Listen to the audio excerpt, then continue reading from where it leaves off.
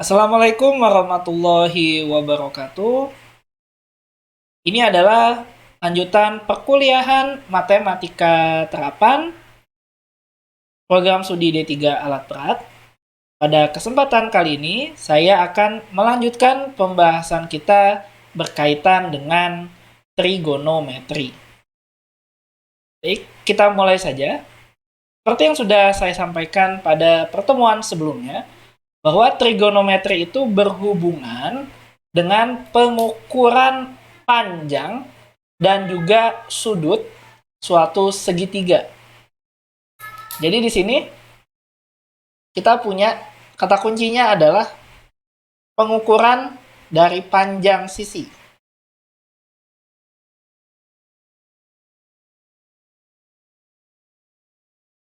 Sisi dan juga yang berikutnya adalah sudut. Sudut dari segitiga. Nah, ini kita mencari hubungan di sini, mencari hubungan antara panjang sisi dan juga sudut dari segitiga. Pada pertemuan sebelumnya, saya juga sudah menjelaskan terkait dengan teorema yang kita sebut sebagai teorema Pythagoras. Pada teorema Pythagoras,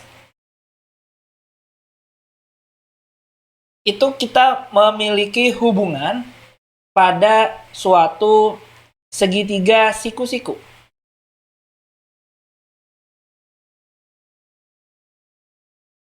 Kita tahu bahwa pada suatu segitiga siku-siku, di sini, misalkan saya punya segitiga ABC seperti pada gambar, maka kita bisa menentukan nilai B-nya. Nilai B ini jangan lupa ini adalah hipotenusa atau sisi paling panjang dari sebuah segitiga siku-siku. Sini hipotenusanya B kuadrat disama dengan A kuadrat ditambah C kuadrat. Ini merupakan teorema Pythagoras. Nah, kenapa kita perlu mempelajari teorema Pythagoras? Karena antara teorema Pythagoras dan trigonometri, terutama terkait dengan perbandingannya, rasionya ini memiliki hubungan. Karena kita akan memulai nanti trigonometri itu menggunakan segitiga, yaitu segitiga siku-siku. Walaupun nanti kita juga bisa menggunakan segitiga sembarang atau segitiga pada umumnya. Tidak harus segitiga siku-siku. Baik, kembali lagi ke teorema Pythagoras di sini. Artinya dari persamaan ini kita dapat menentukan panjang B, ya, panjang sisi B. B ini akan sama dengan akar dari A kuadrat ditambah C kuadrat. Kalau kita punya segitiga seperti segitiga di samping. Otomatis kita juga bisa menentukan nilai A, ya. Nilai A ini akan sama dengan akar B kuadrat dikurangi C kuadrat. Dan juga nilai C. Nilai C ini adalah sama dengan akar B kuadrat dikurangi A kuadrat. Saya rasa untuk contoh-contoh terkait dengan Pythagoras ini sudah cukup dijelaskan pada pertemuan minggu yang lalu. Nah, sekarang saya akan masuk ke trigonometri, yaitu terkait dengan sinus, kosinus, dan tangen.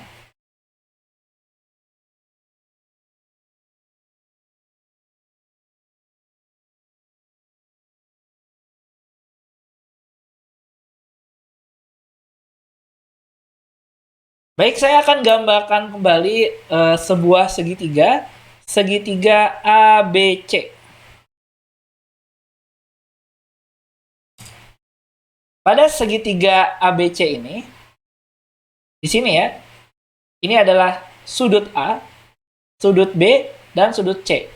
Di mana segitiga ini merupakan segitiga siku-siku, di mana sudut B-nya merupakan sudut siku-sikunya atau bernilai 90 derajat.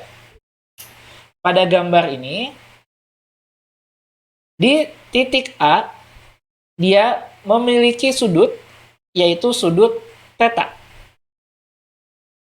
Jadi theta di sini adalah sebuah sudut di sebuah segitiga siku-siku segitiga ABC. Pada kasus ini, kita akan mendefinisikan yang namanya adalah sinus. Ini disingkat sin. Kemudian sin theta, artinya ini adalah sinus dari sudut theta. Sinus dari sudut theta ini merupakan rasio atau perbandingan. Kalau kita lihat di sini ya, panjang BC ini merupakan sisi yang di seberang. Jadi maksudnya opposite ini artinya adalah yang di depan atau yang di seberang. Ya, mungkin saya tulisnya sebagai sisi yang di depan. Sedangkan adjacent ini artinya sisi yang di samping. Jadi ini di samping. Di samping dari sudut tersebut. Artinya, kalau kita punya sinus theta, ini merupakan perbandingan atau rasio dari sisi di depan sudut.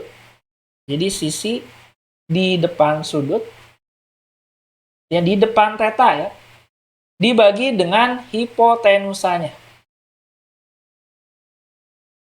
Atau sisi yang paling panjangnya.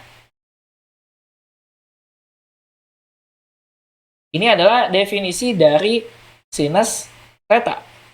Sedangkan kalau kita punya cosinus, disingkat sebagai cos theta, ini sama dengan rasio atau perbandingan dari sisi di samping theta dibagi hipotenusanya. Ini adalah definisi dari cosinus theta. Jika kita melihat pada segitiga di samping, artinya kalau kita punya sinus theta ini akan sama dengan panjang BC dibagi panjang AC. Sedangkan untuk cosinus theta, artinya di sini cosinus theta ini sama dengan panjang AB dibagi panjang AC. Nah, sedangkan untuk tangen theta di sini, kalau kita punya tangen, disingkat sebagai tan theta, ini merupakan perbandingan dari sisi di depan theta dibagi sisi di samping theta.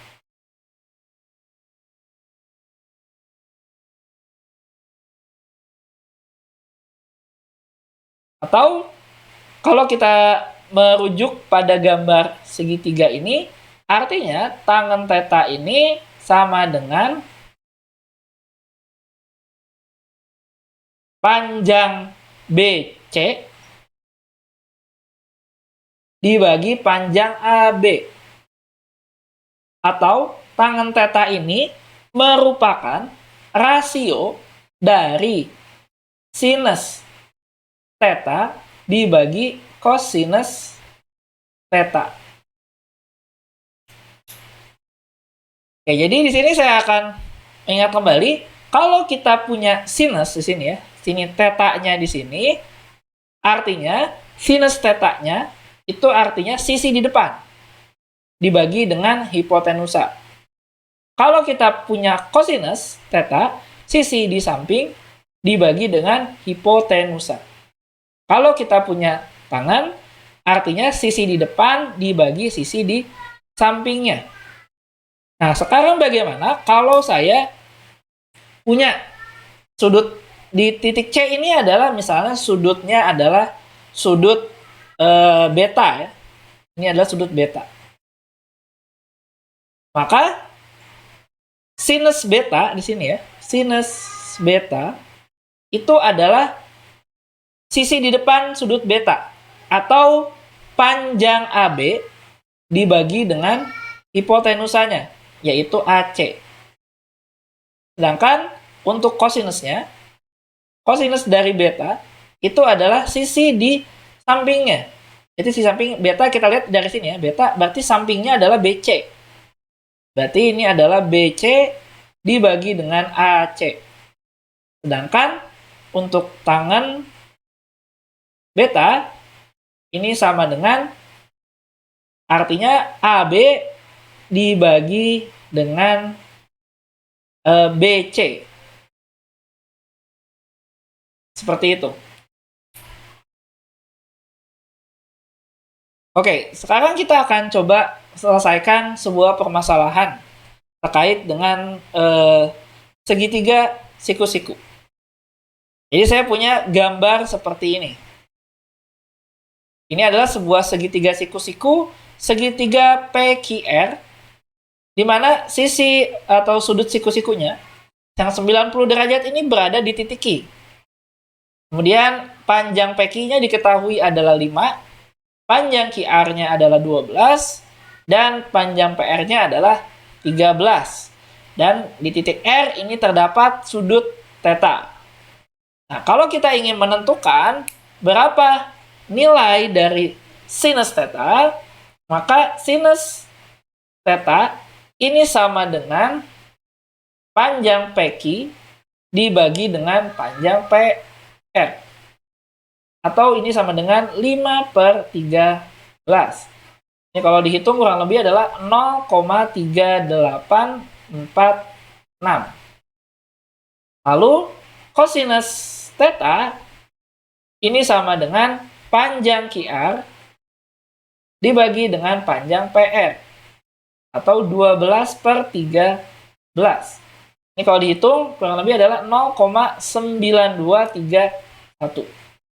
Dan tangan theta ini adalah PQ ya, dibagi dengan QR. Atau ini adalah 5/12. Besarnya adalah 0,4167. Seperti ini.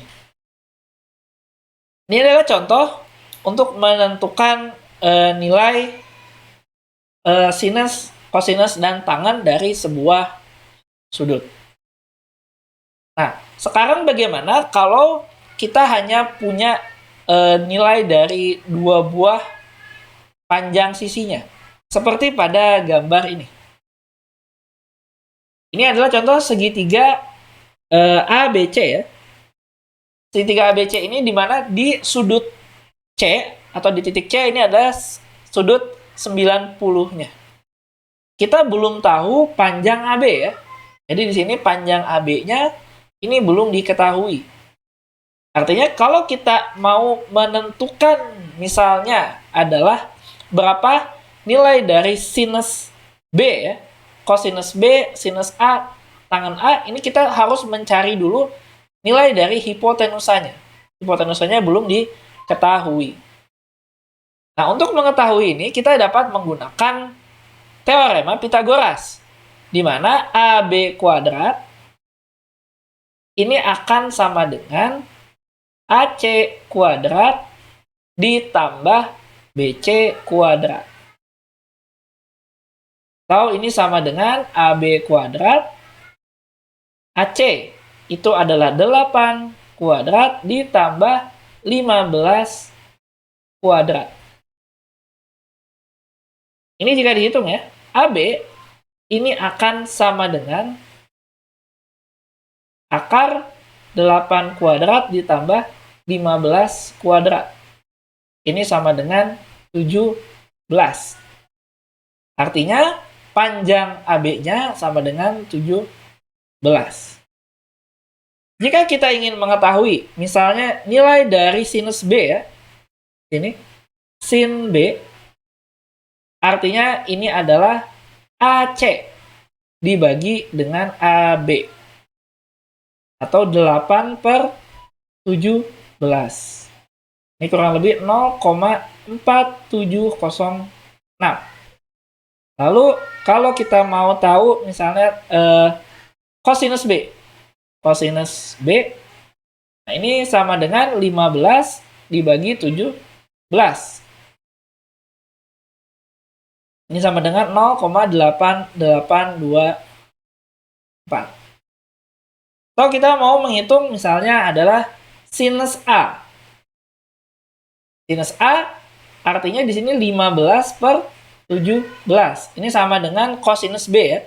Itu 0,8824. Lalu kita mau cari misalnya adalah tangan dari A. Artinya ini adalah 15 dibagi 8. 15 dibagi 8 itu adalah 1,875.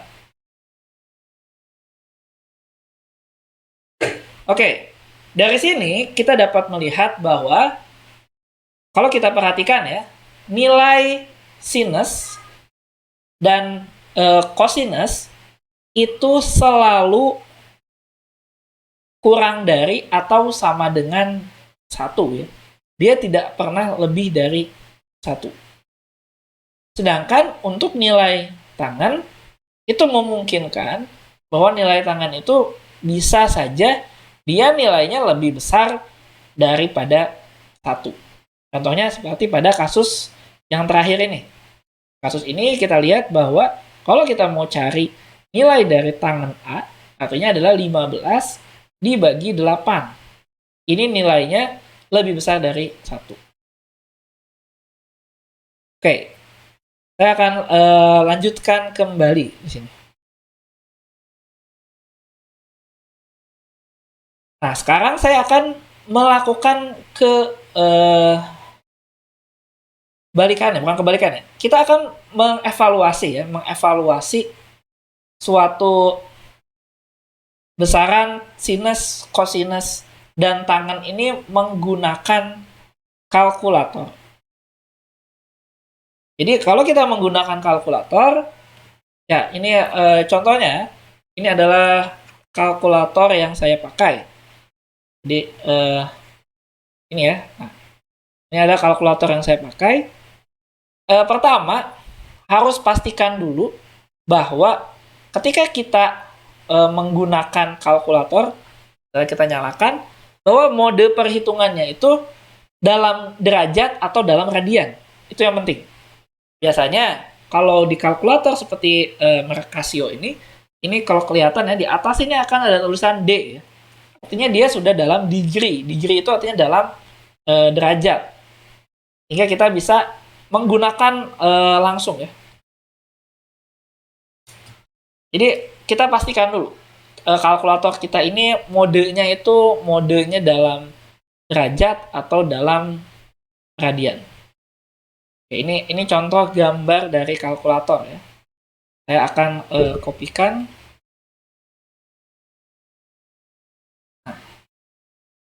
Nah, ini adalah contoh gambar kalkulator. Mungkin terlalu kecil, saya akan perbesar sedikit. Jadi pada gambar ini ya, ini harus kita gunakan adalah kalkulatornya adalah kalkulator scientific ya. Jangan menggunakan kalkulator dagang. Karena kalau pakai kalkulator dagang, itu nanti nggak kelihatan. Ya. Kita nggak bisa menggunakan trigonometri. Mungkin saya ganti gambarnya yang agak lebih besar.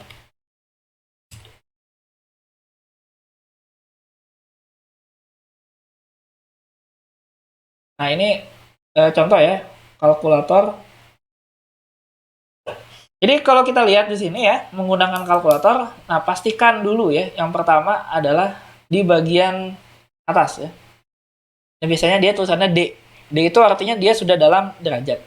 Lalu kalau kita ingin menghitung suatu sudut ya, kita pakai ini. Ini ada sin, cos, dan tangen. Nah, inilah yang dipakai langsung ya. Jadi kita hitung langsung menggunakan kalkulator. Itu mudah. Contohnya, kalau kalkulator tinggal pencet aja sudut, misalnya dalam sudut ya. Misalnya kita bisa hitung sinus 29 derajat.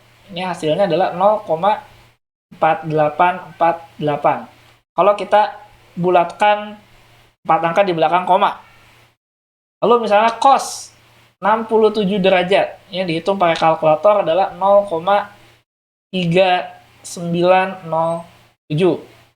Lalu misalnya adalah tangan 34 derajat, ini adalah 0,6745. Nah, bagaimana kalau misalnya itu kita punya sudut itu dalam menit. Misalnya adalah 6 sinus, misalnya sinus 67 derajat 43 menit. Nah, ini kita harus ubah dulu. Kita harus ubah dulu menit ini ke dalam bentuk bilangan desimal. Pertama, tentu kita ubah dulu ke dalam bentuk pecahan. Jadi sin 67 dikali 43/60. Nah, ini hasilnya adalah sinus 67,7166 sekian derajat. Nah, ini kalau dihitung hasilnya adalah 0,9253. Jadi artinya kalau kita punya dalam bentuk menit, kita ubah dulu ke dalam bentuk pecahan. Nah, selanjutnya ada yang disebut sebagai inverse. Inverse itu adalah kebalikan, inverse. Jadi inverse trigonometri atau inverse function. Inverse fungsi dari trigonometri.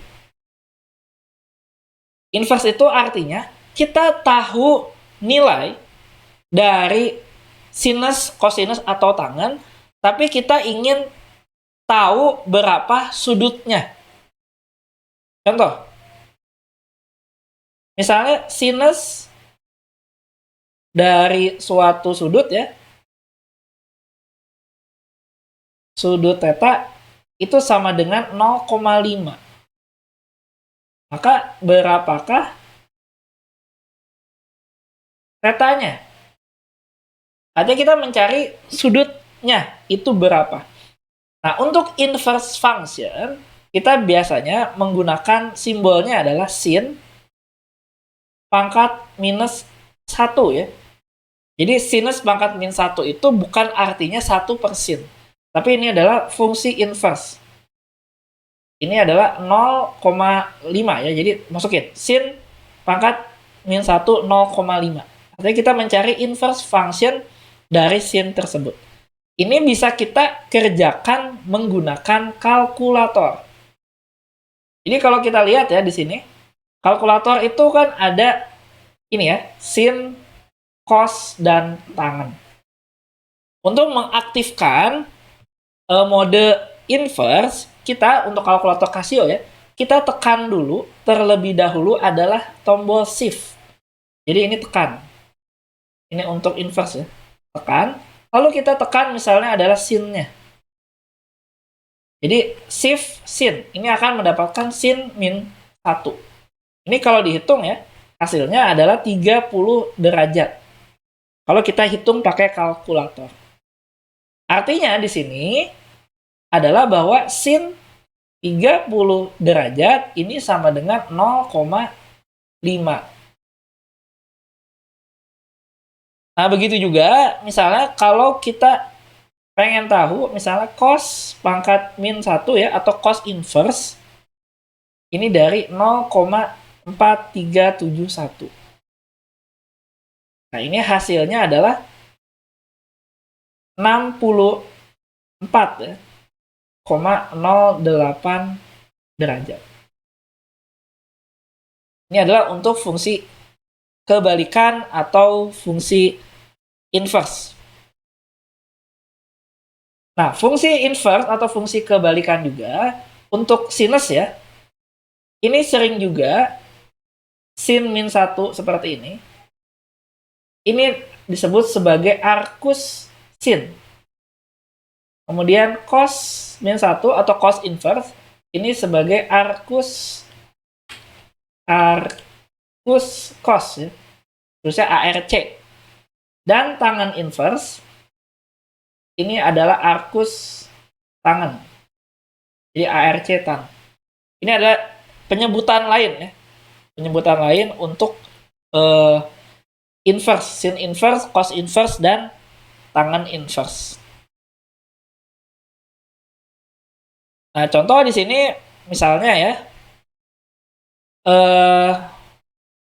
tentukan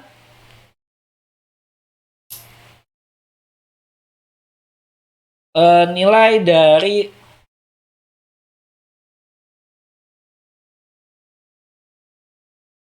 diketahui ya,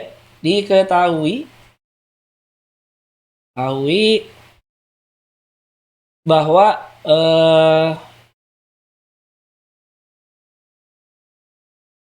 misalnya di sini nilai dari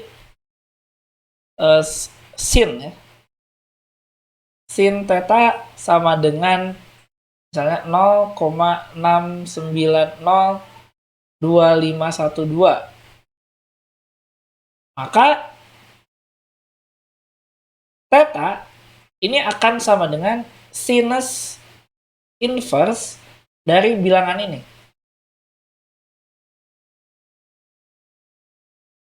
Atau kalau kita hitung ya, kurang lebih kita akan dapatkan ini menggunakan kalkulator adalah 43,65 derajat.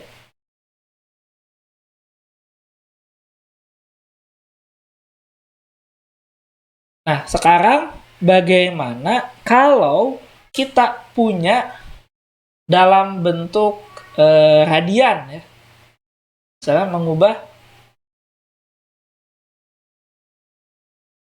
contohnya ini dalam bentuk radian ya.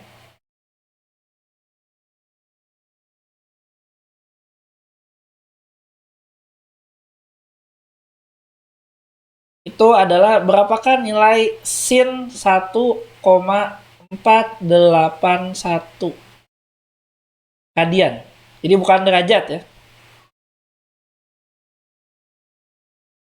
Jadi ketika di sini tidak ada tanda derajatnya, artinya ini dalam bentuk radian. Nah, ini ada dua cara ya.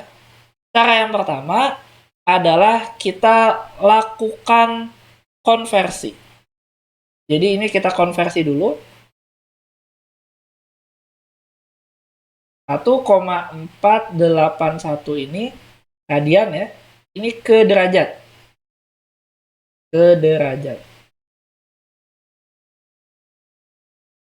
Nah, ingat konversinya ya. Bahwa 360 derajat ini sama dengan 2 pi radian.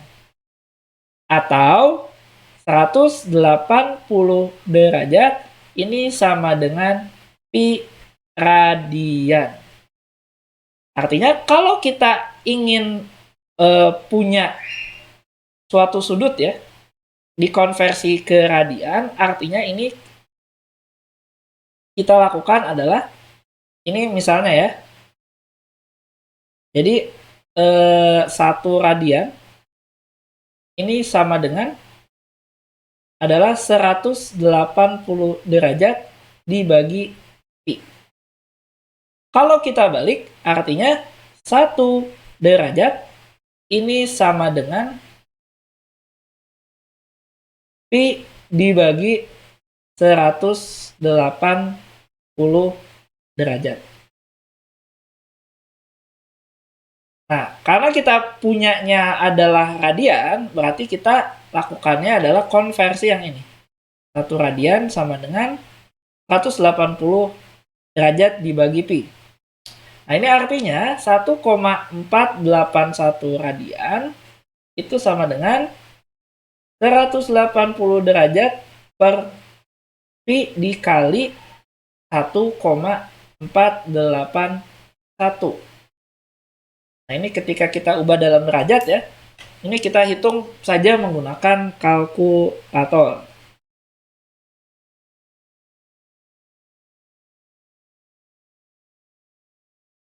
Nah, ini hasilnya adalah 84,855 ya. sekian derajat. Nanti kita bisa menghitung di sini artinya sinusnya.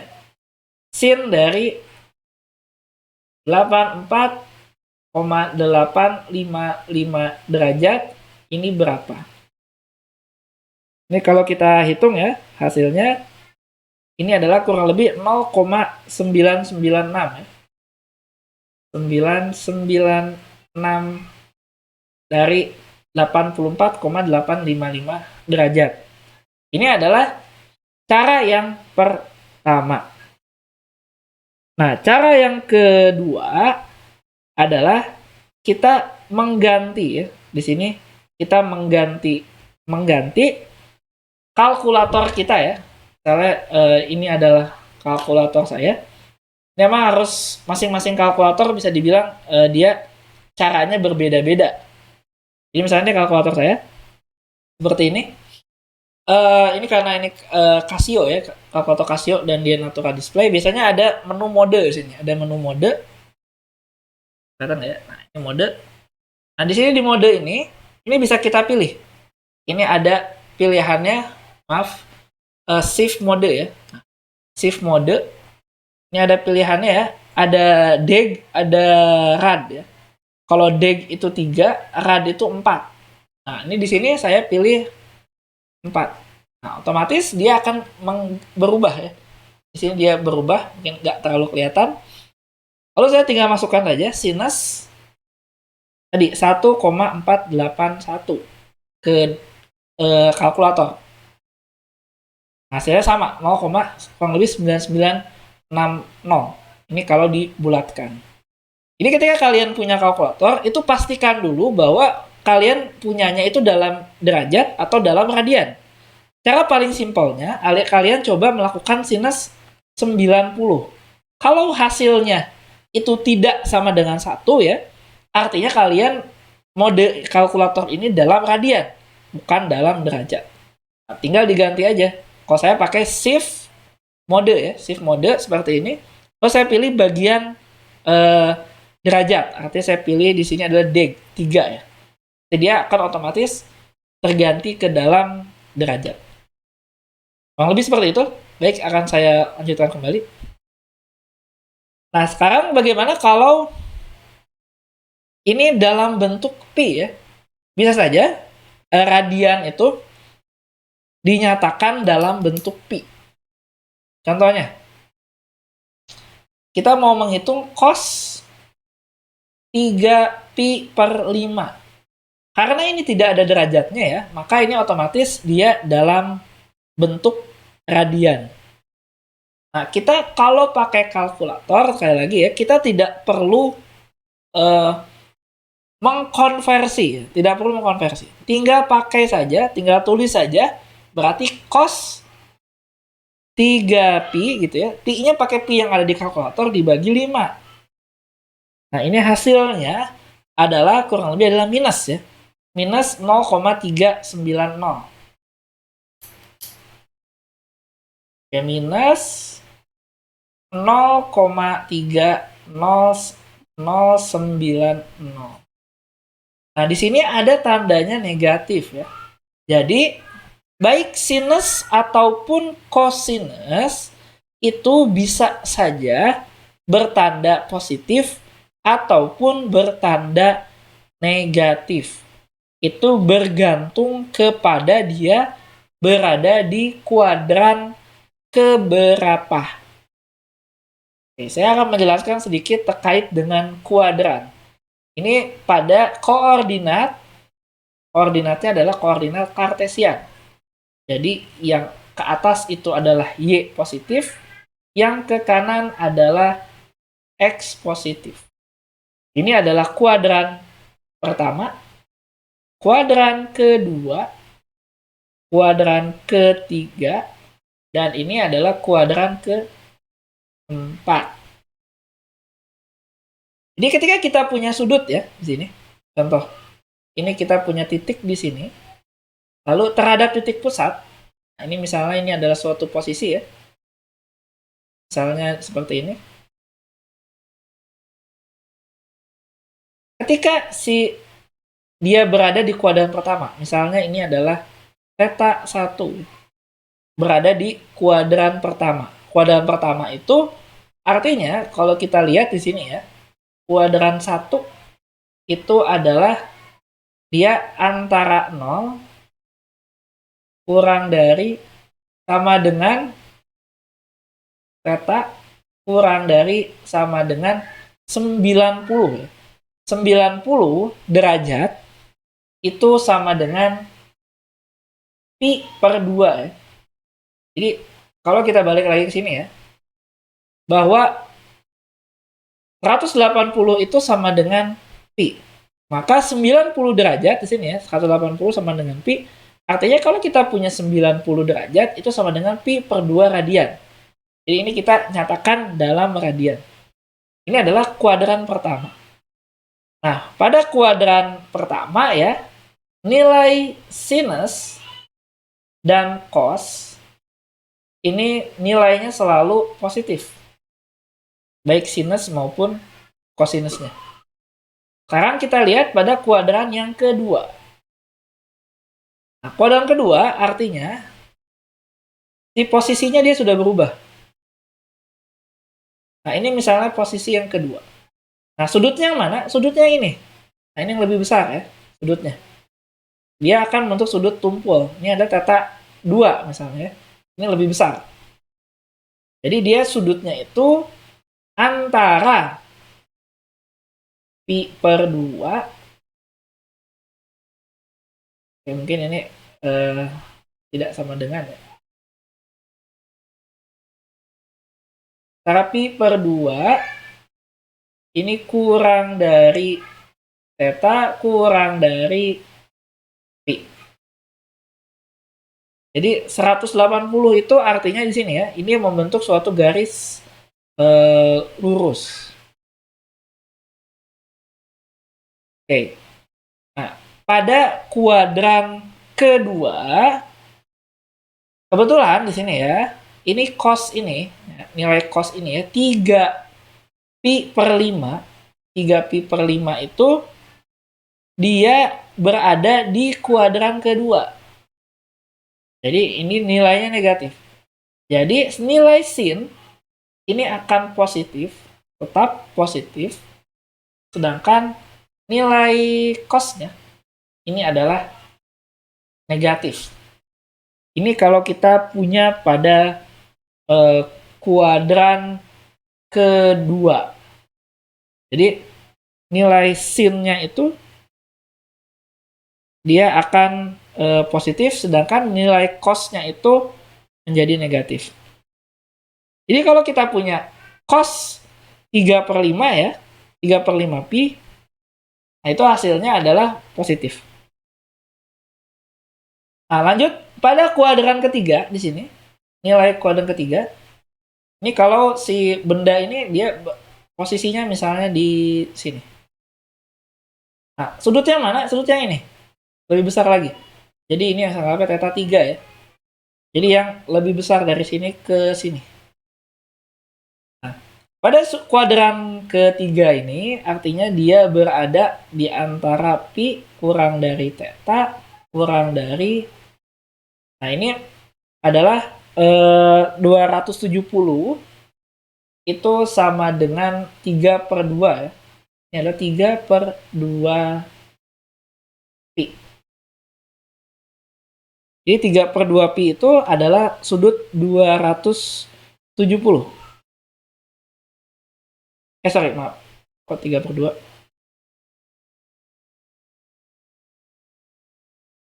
Benar ya? 3 per 2 kali 180. Oke, benar. 3 per 2 ya. Nah, pada kuadran ini ya, nilai sinusnya. Nilai sinusnya itu akan bernilai negatif. Sinusnya ini bernilai negatif. Kemudian nilai cosnya juga bernilai negatif. Ini pada kuadran ketiga. Jadi baik sin maupun cos ini akan bernilai negatif. Nah, selanjutnya pada kuadran keempat itu dia artinya antara 3/2pi kurang dari theta kurang dari 2pi ya. 2pi itu sama dengan 360. Misalnya posisinya di sini. Tapi sudutnya yang ini, yang besar. Nah, jadi seperti berputar berlawanan arah jarum jam. Nah, pada kasus ini, nilai sinusnya itu negatif. Negatif, sedangkan nilai kosinusnya itu adalah positif. Jadi memungkinkan ya di sini bahwa nilai sin dan cos itu memiliki nilai positif ataupun negatif. Jadi ini berputarnya ya, kalau kita lihat berputarnya itu adalah berlawanan arah dengan jarum jam ya, atau counter clockwise. Nah, artinya kita memiliki sudut ya. Sudutnya itu adalah sudut positif. Contoh, ini tetanya itu adalah misalnya 30 derajat, kemudian bisa juga dia misalnya 120 derajat, dan seterusnya. Ini kalau kita putarnya adalah counterclockwise atau CCW ya. Sudutnya menjadi positif. Nah, bisa saja sudut itu bernilai negatif, tetanya negatif. Misalnya adalah min 30 derajat, min 120 derajat, dan seterusnya. Artinya, ini diputarnya berlawanan arah jarum jam. Jadi, diputarnya ke sini.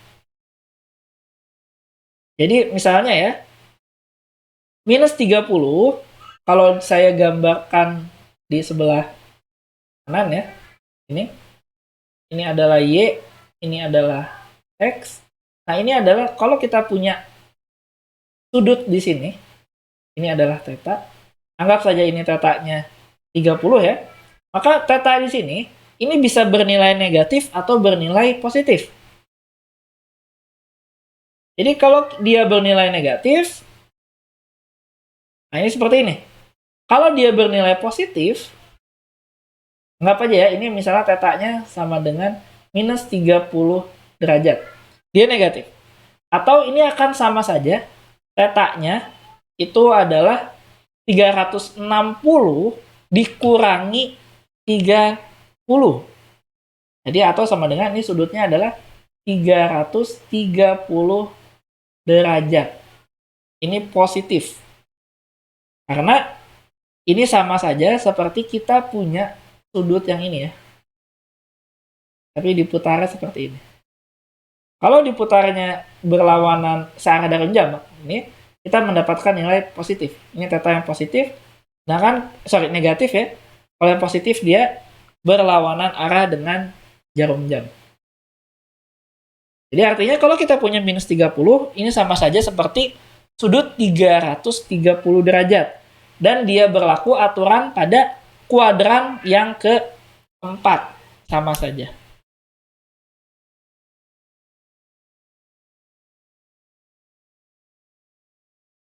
Oke, jadi ini tidak terlalu sulit ya, karena ini tinggal kemampuan kita saja bagaimana menggunakan kalkulator.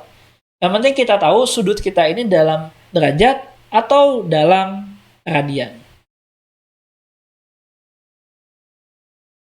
Oke, saya kasih contoh di sini. Misalnya saya punya suatu segitiga EFG.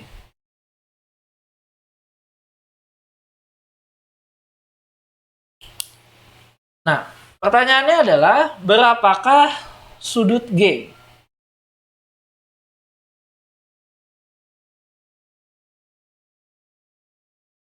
Sudut G itu berapa? Atau ini adalah sudut G. Ini adalah sebuah segitiga siku-siku. Untuk menentukan sudut G, kita perlu mencari adalah sinus G. Kita tahu bahwa sinus G, sin G ya, itu artinya di depan dibagi miring. Sisi depan dibagi miring. Atau 2,3 dibagi 8,71. Nah, ini adalah 0,264064429 sekian-sekian. Nah, dari nilai ini, kita bisa ambil bahwa nilai G ini adalah sinus inverse dari nilai 0,264064429 sekian-sekian. Ini kita bisa hitung menggunakan kalkulator. Ini hasilnya adalah 15,311 derajat.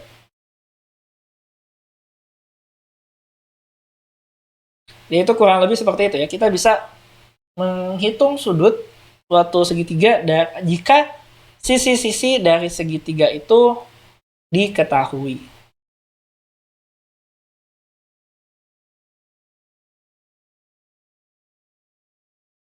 Oke. Nah, selanjutnya saya akan memberikan contoh yang kedua. Berikutnya, misalnya di sini saya punya segitiga ABC kembali.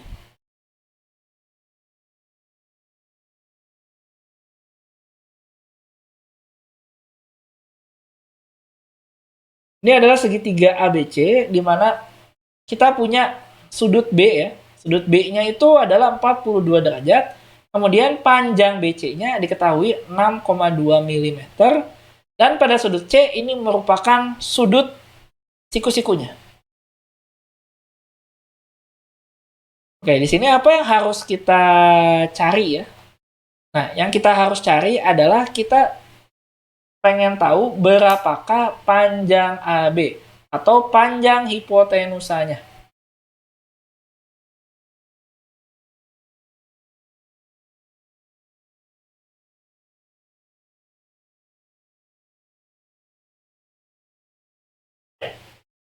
Nah, untuk mencari hipotenusa, kita bisa menggunakan Pitagoras. Artinya kita perlu mencari panjang sisi AC ya. Kita harus cari panjang sisi AC. Nah, di sini AC-nya nggak diketahui. Yang kita punya itu adalah nilai dari sudut B. Nah, di sini kita bisa menentukan panjang AC dengan menggunakan rasio tangan. Kita tahu bahwa tangan 42 derajat ini sama dengan AC dibagi dengan BC. Atau sama dengan AC dibagi 6,2 mm. Maka AC ini adalah 6,2 dikalikan tangan 42 derajat. Ini kalau dihitung hasilnya adalah 5,583 mm. Nah, apabila kita tahu panjang AC, kita bisa menentukan panjang AB dengan menggunakan Pitagoras. Atau kita juga bisa menggunakan hubungan cosinus. Jadi kalau kita punya cosinus 42 derajat, ini sama dengan AC dibagi dengan AB. Atau AB ini sama dengan AC dibagi cos 42 derajat. AC-nya sudah kita punya ya. AC-nya itu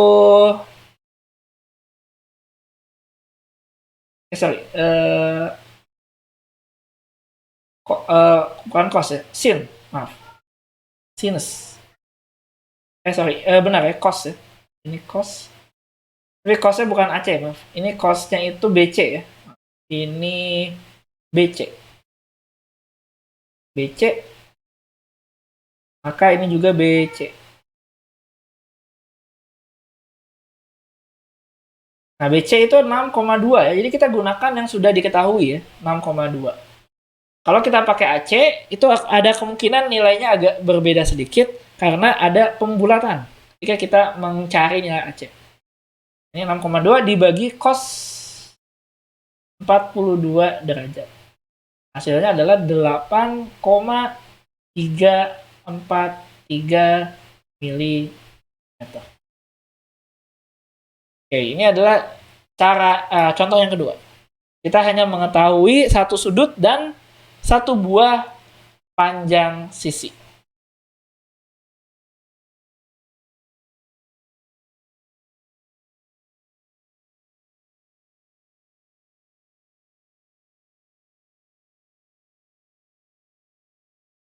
Oke, contoh berikutnya. Contoh yang ketiga. Misalnya, saya punya segitiga ABC lagi ya. Sini segitiga ABC. Nah, kali ini saya punya dua panjang. Dua panjang yang diketahui salah satunya adalah hipotenusa. Nah, di sini kita perlu mencari berapakah panjang dari AC ya.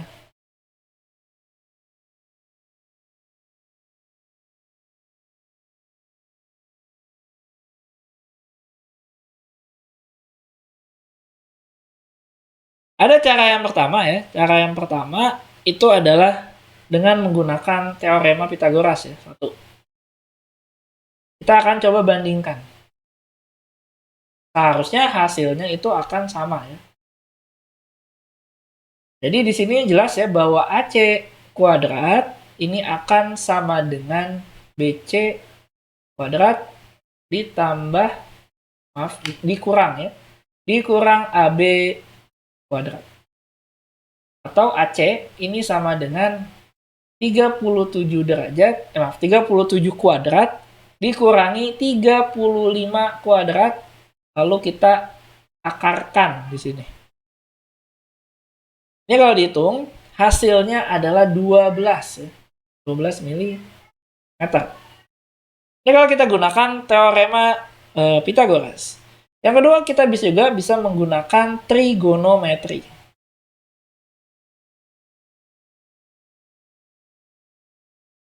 Nah, di sini ya, kita punya sisi AB dan sisi BC.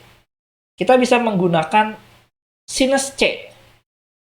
Di sini sinus C ini sama dengan 35 dibagi 37. Atau ini sama dengan 71. Nah, ini sama dengan 0,94595. Artinya sudut C-nya ini sama dengan sinus inverse dari ini 35/37 ya. Ini kurang lebih adalah 71,08 derajat. Nah, dari sini ya, kita bisa mencari panjang B. Kita bisa mencari sudut B ya. Sudut B ini tentu adalah 180 derajat dikurangi 90 derajat dikurangi 71,08 derajat. Ini adalah 18,92 derajat. Ini adalah sudut B. Lalu kita bisa menggunakan sinus B ini sama dengan AC dibagi BC. Dan kita sudah tahu bahwa sudut B-nya berapa. Maka di sini AC-nya itu sama dengan BC ya. BC-nya adalah 37. Jadi 37 dikali sinus 18,92 derajat. Ini hasilnya kurang lebih juga akan sama. 12 mm.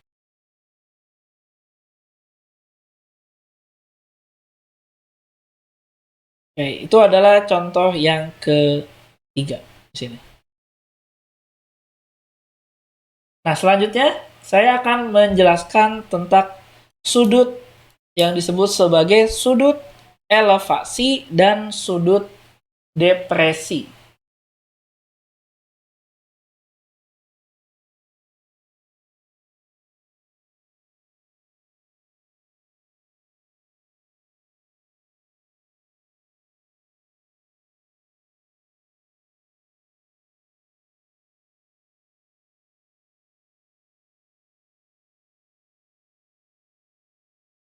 Oke, saya misalnya ya di sini punya suatu segitiga. Segitiganya adalah segitiga ABC, seperti gambar ini.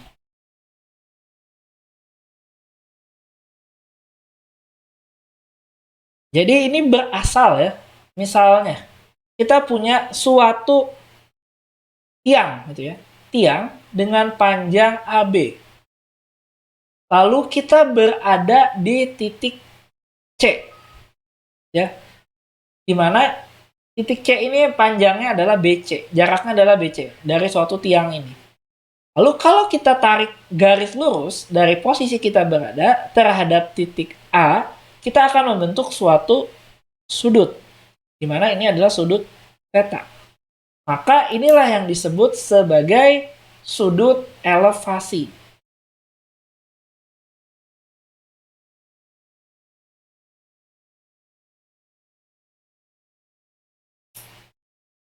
Nah, apa yang dimaksud dengan sudut depresi? Ini kurang lebih gambarnya seperti ini.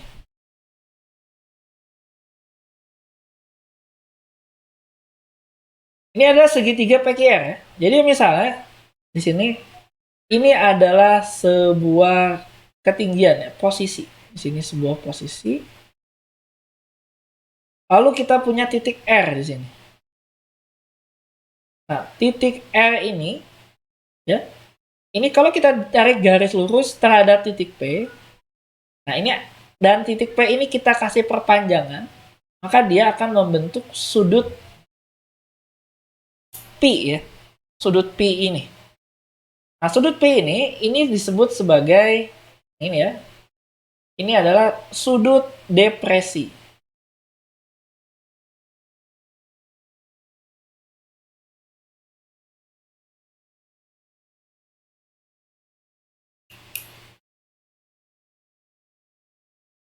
Oke, jadi ini adalah sudut depresi. Dan kebetulan di sini ya, maka kalau kita punya sudut R di sini juga akan sama dengan seperti sudut depresinya.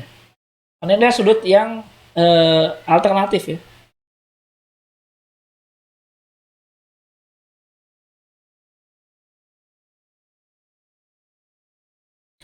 Nah, oke. Contoh penggunaan sudut eh, depresi ataupun elevasi ya. Di sini contohnya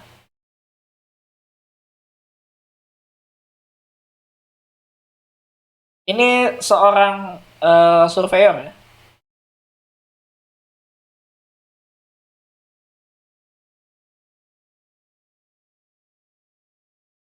Ini mengukur sudut elevasi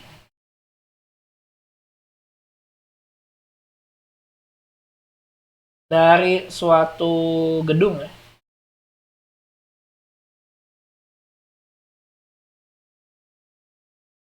Ini adalah 19 derajat. Kemudian dia berjalan mendekati gedung.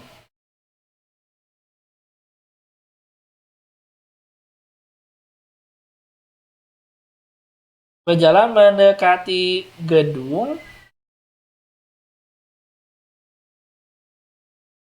Dia jalannya sejauh 120 meter dari posisi awal ya. Dan kemudian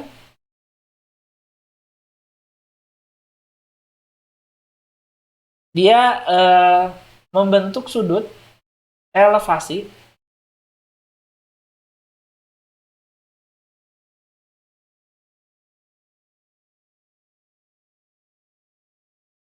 47 derajat.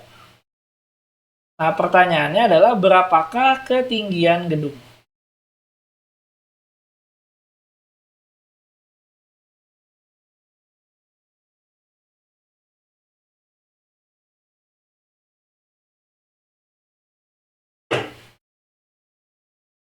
Oke, jadi kasus ini kalau kita gambarkan ya, Ini bisa saja gambarnya kurang lebih seperti ini. Misalnya gedung tersebut itu adalah tingginya adalah PQ ya. Jaraknya adalah PQ. Artinya H di sini adalah ketinggian dari gedung. Ini belum diketahui ya. Lalu si surveyornya itu pada mulanya dia berada pada titik S di sini. Jadi sudut elevasinya adalah 19 derajat. Lalu dia berjalan sampai titik R. Lalu sudut elevasinya berubah menjadi 47 derajat. Pertanyaannya adalah tentu adalah berapakah panjang atau tinggi dari gedung. Pada kasus ini kita punya segitiga ya. Ada segitiga, yang pertama adalah segitiga PQS.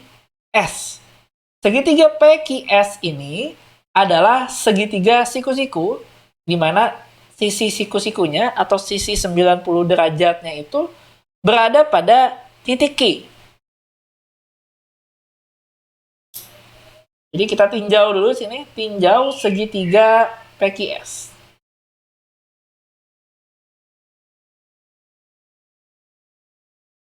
Nah, pada segitiga PQS ini, nilai dari tangen 19 derajat ya, itu sama dengan ketinggian dari gedung dibagi nilai X ditambah 120. Artinya di sini nilai dari H ya, atau ketinggian gedung, ini sama dengan tangen 19 derajat dikali X ditambah 120. Atau H ini kalau kita masukkan nilai tangen 19 itu 0,3443 ya. 0,3443 ini dikalikan X ditambah 120. Nah, ini adalah persamaan yang pertama. Lalu berikutnya kita tinjau segitiga yang kecil, yaitu segitiga PQR. Yang ini ya, segitiga kecil ini, PQR. Segitiga PQR juga merupakan segitiga siku-siku. Ini segitiga PQR. Di mana di sini tangen dari 47 derajat ya, ini sama dengan H dibagi X. Nah, kita tahu di sini bahwa nilai dari H ya, ini H-nya, ini sama dengan X dikali tangen 47 derajat, atau sama dengan tangen 47 itu 1,0724. Jadi ini 1,0724 X. Ini adalah persamaan yang kedua. Nah, dari persamaan 1 dan 2, ini kita bisa punya hubungan ya di sini ya. Ini sama-sama H, ini juga H. Artinya 0,3443 ini kali X ditambah 120 ini akan sama dengan 1,0724 X. Ini adalah suatu persamaan aljabar ya, aljabar linear. Jadi pertama kita kalikan dulu 0,3343 kali X ya. Ini adalah 0,3443 X. Lalu 0,3443 dikali 120 di sini ya. Ini berarti ditambah 0,3443 kali 120 ini sama dengan 1,0724 X. Kita punya X di sebelah kiri dan X di sebelah kanan. Nah, X-nya ini kita pindahkan ke sebelah kanan. Karena biar kita menghindari nilai negatif ya. Jadi kita pindahkan X ke sebelah kanan. Maka di sebelah kiri kita akan punya adalah 0,3443 dikali 120. Ini sama dengan 1,0724 dikurangi 0,3443. Ini dikalikan X. Pindah ruas. Ini dikalikan, hasilnya adalah 41,316. Ini dikurangi, hasilnya adalah 0,7281X. Maka nilai X-nya ini sama dengan 41,316 dibagi 0,7281. Atau X-nya adalah 56,74 meter. Nah, X ini bukan ketinggian ya. Kalau kita balik lagi ke soalnya, ini bukan ketinggian. Ini adalah jarak yang dari R ya ke gedungnya. Nah, tentu kita bisa menyelesaikan persamaan ini ya adalah dengan masukkan nilai H-nya. H tadi berdasarkan persamaan 2 ya. Persamaan 2 ini adalah 1,724 kali X. Artinya di sini H itu adalah 1,7 ya, 0,724 dikalikan dengan 56,74. Ini hasilnya adalah 60,85. Nah, ini baru ketinggian dari suatu gedung yang ingin kita cari. Oke, saya kasih contoh yang berikutnya. Ini terkait dengan sudut depresi ya. Oke, contoh berikutnya di sini. Contoh sudut depresi.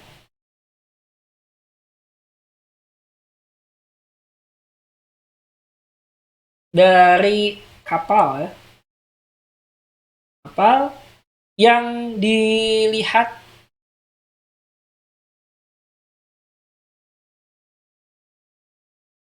dari atas bukit ya.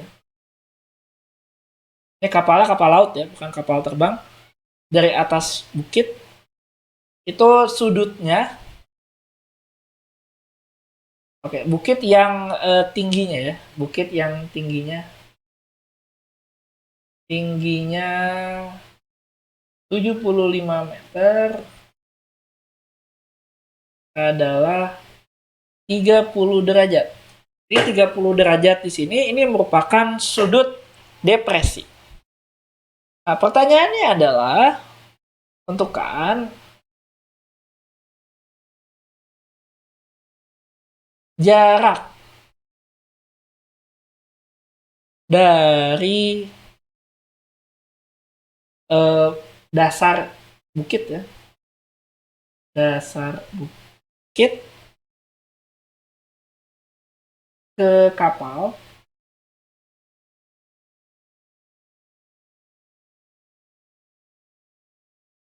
pada saat di sini ya. Ke kapal jarak dari dasar bukit ke kapal pada saat ini. Pada saat ini. Artinya pada kondisi ini ya, ketika posisinya itu 75 meter bukitnya, lalu sudut depresinya 30 derajat. Nah, yang kedua di sini adalah jika kapal itu bergerak menjauh.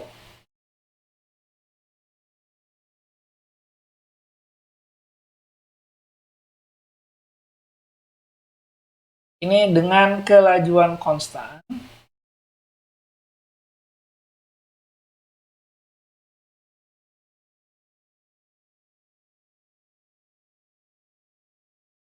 Dan 1 menit kemudian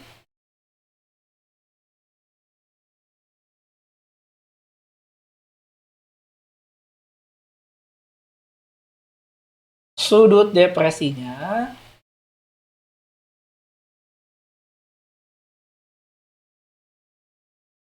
menjadi 20 derajat. Nah, pertanyaannya adalah tentukan kelajuan si kapal.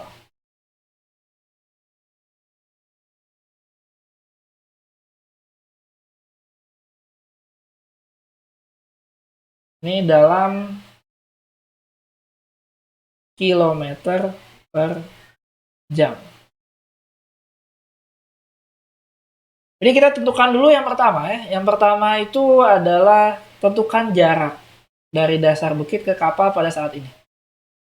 Jadi kalau digambarkan itu kurang lebih ya. Ini misalnya ini bukit. Bukit dengan ketinggian. Misalnya ini adalah titik A, ini adalah titik B. Kemudian ini itu adalah laut ya. Laut. Nah, di sini ada kapal. Kapal di titik C. Jadi pada kondisi awal ya, ini adalah 75 meter ya. 75 meter. Ini pada kondisi awal sudut apa namanya? Sudut depresinya ya. Depresi itu yang ini. Ini adalah 30 derajat. Artinya sudut di titik C ini sama dengan sudut depresi, yaitu 30 derajat juga. Nah, pertanyaannya adalah tentukan jarak ya. Jarak. Nah, di sini yang diketahui, yang ditanyakan itu adalah panjang BC ya, panjang BC. Kita bisa menggunakan di sini adalah tangen. Jadi tangen 30 derajat itu sama dengan AB dibagi BC. Maka BC ini akan sama dengan AB dikali tangen 30 derajat. Atau 75 ya. Tangen 30 itu kurang lebih bisa kita hitung pakai kalkulator ya. Dengan 30 derajat. Itu 75 dikali tangen 30. Ini hasilnya adalah 129,9. Jadi di sini ya, panjang BC ini adalah 129,9 meter. Nah, selanjutnya ternyata si kapalnya itu bergerak. Nah, 1 menit kemudian, misalnya ini ya, dia berada di posisi D. Dan ternyata sudutnya itu berubah. Jadi sudutnya itu dia berubah. Menjadi 20 derajat. Nah, 20 derajat berarti yang ini ya. 20 derajat. Nah, ini adalah 20 derajat. Maka pertanyaannya adalah berapa kelajuan kapal? Nah, untuk mencari kelajuan kapal, kita perlu mencari panjang CD terlebih dahulu. Panjang CD-nya berapa? Maka bisa kita hitung di sini ya, menggunakan tangan juga. Tangan 20 derajat, ini sama dengan AB dibagi BD ya. BD. Dimana AB-nya itu kita sudah tahu ya, ini adalah 75. Sedangkan BD-nya itu artinya adalah BC ditambah CD.